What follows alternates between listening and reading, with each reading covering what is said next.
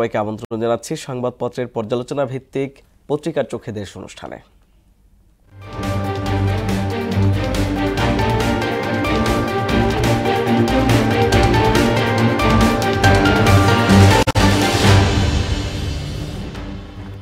দর্শক, অনুষ্ঠানে আজকের অতিথি মোহনা টেলিভিশনের বার্তা সম্পাদক সুমন মুস্তাফিজ। জনাব সুমন, পত্রিকার চোখে দেশ অনুষ্ঠানে আপনাকে স্বাগত। দর্শক, আমরা প্রথমেই দেখে নিব বিভিন্ন পত্রিকার শিরোনামগুলো। প্রথম আলো শিরোনাম করেছে 12 দিনের ঝড়ে বাশারের পতন, মস্কোয় আশ্রয়। ভারতকে হারিয়ে আবারও এশিয়া জয় বাংলাদেশের। দৈনিক ইত্তেফাক, সিরিয়ায় স্বৈরশাসক আসাদের পতন, দেশ ছেড়ে পালিয়ে রাজনৈতিক আশ্রয়ে রাশিয়ায়। ভারতীয় হাইকমিশনে বিএনপির 3 সংগঠনের স্মারকলিপি। বাংলাদেশের বিরুদ্ধে মিথ্যা প্রচারণা রোধে মেটাকে আহ্বান প্রধান উপদেষ্টার। সমকাল শিরোনাম করেছে পালালেন আসাদ, উল্লাস সিরিয়ার রাস্তায় রাস্তায়। কর্মকর্তাদের কারসাজিতে পেঁয়াজ চাষের সর্বনাশ। ভারতকে গুড়িয়ে আবার এশিয়ায় সেরা বাংলাদেশ। বাংলাদেশ প্রতিদিনের শিরোনাম, কি বার্তা দেবেন ভারতের সচিব। বাংলাদেশ ভারত পররাষ্ট্র সচিব বৈঠক আজ। পালালেন আরেক স্বৈরাচার, আশ্রয় নিয়েছেন রাশিয়ায়। যুগান্তরের শিরোনাম, দেশ ছেড়ে রাশিয়ায় আশ্রয়, দামেস্কে কারফিউ জারি, সিরিয়ায় আসাদের পতন। পরিচালকদের জালিয়াতি ও খেলাপি ঋণ, সম্পদ বিক্রি করে ঋণের টাকা আদায় হবে। ঝটিকা সফরে আজ আসছেন ভারতের পররাষ্ট্র সচিব।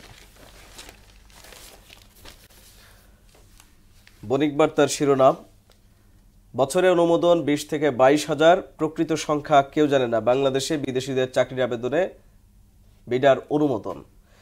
সিরিয়া ছেড়ে পালিয়েছেন বাশার আল আসাদ, দামেস্কে বাশার আল আসাদের বাসভবনে লুটপাট। The daily star, Assad flees to Moscow as rebels take Damascus. Country celebrates end of operations.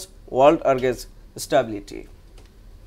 Principles of justice, fairness destroyed. জনাব সুমন, আমরা আজকের পত্রিকাগুলোর শিরোনামগুলো দেখে নিলাম এবং প্রায় সকল পত্রিকা এবং সব জায়গায় একটা আলোচিত খবর এই মুহূর্তে সিরিয়ার প্রেসিডেন্টের দেশ ছেড়ে পালিয়ে যাওয়াটা, যেন বিশেষ করে বাংলাদেশের মানুষের কাছে যেন একই ঘটনার পুনরাবৃত্তি, একই ঘটনা 3-4 মাস পরে আবার দেখছি এবং সেই বাসভবন লুটপাট, সেই একই রকমের প্রেক্ষাপট, এই বিষয়ে যদি বলতেন। জি, ধন্যবাদ আপনাকে।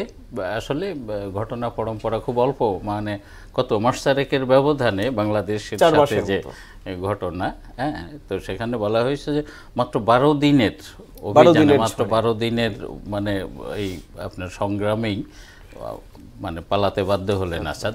বিষয়টা আসলে মানে তাদের মানে বিরোধীদের চলছে 12 দিন, হ্যাঁ, কিন্তু আমরা জানি যে 53 বছর ধরে এই পরিবারটি হাফিজ আল আসাদ শাসন করেছেন, তারপরে তার ছেলে বাশার আল আসাদ আসছেন এবং তাদের অপশাসন, নিশ্চয়ই এই অপশাসনের জেরে 13 বছর ধরে দেশটিতে কিন্তু কার্যত গৃহযুদ্ধ চলছিল।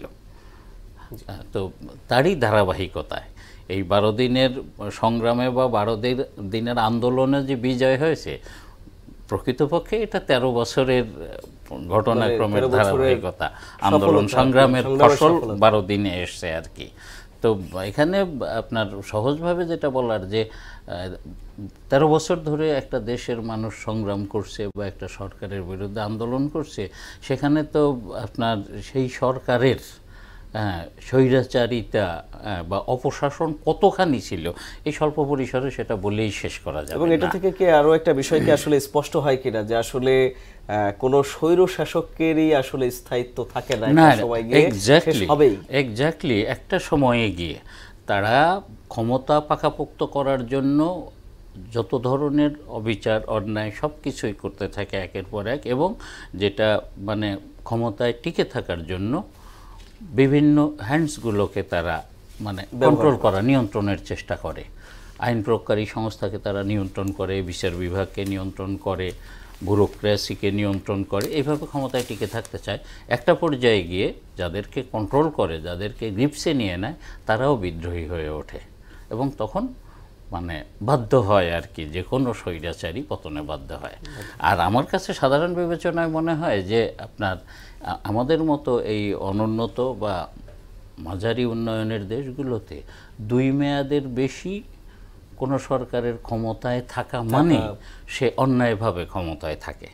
মানুষ চায় না, সাধারণ মানুষ চায় না, বিশেষ করে তৃতীয় বিশ্বের দেশে, অনুন্নত দেশে 2 মেয়াদের বেশি কোনো সরকারের মানে ক্ষমতায় থাকার মতো কার্যকারিতা বা গ্রহণযোগ্যতা মানুষের কাছে থাকে না। আমাদের রাজনৈতিক দলগুলো কিন্তু এই ধরনের একটা প্রস্তাব দিয়েছেন যে পরপর 2 মেয়াদের বেশি কেউ থাকবে না। বিএনপির পক্ষ থেকে এইরকম একটা প্রস্তাব আছে। তো সেটিকে আমি পজিটিভলি দেখি, কারণ 2 মেয়াদের বেশি কেউ ক্ষমতায় গেলেই এই ধরনের দেশগুলোতে, অনুন্নত দেশগুলোতে তারা স্বৈরাচারী হয়ে উঠতে বাধ্য হয়। ক্ষমতার মোহ তাদেরকে পেয়ে বসে, তারা সারা জীবন ক্ষমতায় থাকার মতো একটা মানসিক প্রস্তুতি নিয়ে নেয় এবং সেইটাকে বাস্তবায়নের জন্য তারা নানামুখী অপকর্ম শুরু করে। আমেরিকায় যেমন আছে যে 2 মেয়াদের বেশি এক্স্যাক্টলি। তো সেই বিবেচনায় এটা কাঙ্ক্ষিত বিষয় ছিল। আর আমরা আরেকটা বিষয়ে যাব, সেটি হচ্ছে যে ভারতের পররাষ্ট্র সচিব আসছেন ঢাকায় সফরে। এই মুহূর্তে যদি বলি, বাংলাদেশের মানুষের কাছে বা ভারতের মানুষের কাছে মোটামুটি ভাবে একটা ওপেন সিক্রেট যে না, আমাদের 2 দেশের সম্পর্ক আসলে পতনের দিকে যাচ্ছে বা ভালোর দিকে যাচ্ছে, একটু খারাপের দিকে যাচ্ছে, একটু উত্তেজনামূলক অবস্থা আছে। তার ভেতরে ভারতের বিভিন্ন গণমাধ্যমের ভুল তথ্য প্রচার, অপপ্রচার, এগুলো আরো বেশি উস্কে দিচ্ছে। তো সবকিছু মিলিয়ে আসলে ভারতের পররাষ্ট্র সচিব আসছেন ঢাকায় বৈঠক করতে, এটা আসলে কতটা পজিটিভ হতে পারে? আমি আশাবাদী। এই বৈঠকটি কিন্তু পূর্ব নির্ধারিতই ছিল।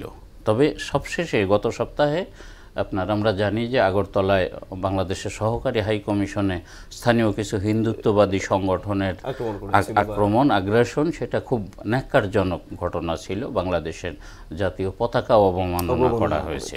তো এই ঘটনার পরে অনিশ্চিত হয়ে গেছিল বৈঠকটা।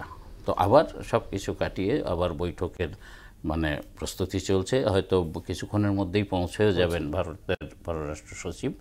আমি আশাবাদী যে এতে ভারত যেহেতু আসছে, বৈঠকটি করছে, আমি আশাবাদী যে আলোচনার মাধ্যমে সংকটের সমাধান হবে এবং যে উত্তেজনাপূর্ণ সম্পর্ক তার নিরসন হবে। যদিও এটি এই আগরতলায় হামলা, বাংলাদেশ মিশনে হামলার ঘটনাকে কেন্দ্র করে নয়।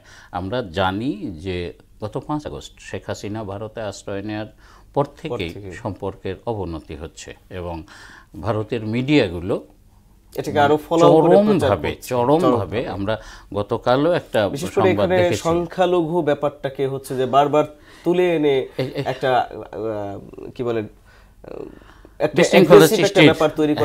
এটা তাদের ট্রাম্প কার্ড, এটা হাতিয়ার, ভারতের হাতিয়ার। আমরা জানি যে ভারতে হিন্দু সংখ্যাগুরু এবং আমাদের দেশে হিন্দুরা সংখ্যালঘু, এইটাকে ট্রাম্প কার্ড বানিয়ে বারবারই ভারত চেষ্টা করেছে। যে কোনো ইয়েতে একটা বিষয় থাকে যে সংখ্যালঘু ইস্যু, আর একটা হলো সীমান্ত। আমরা একেবারে অনুষ্ঠানের শেষ প্রান্তে চলে এসেছি। আপনাকে অনেক অনেক ধন্যবাদ আমাদের সঙ্গে যুক্ত হওয়ার জন্য।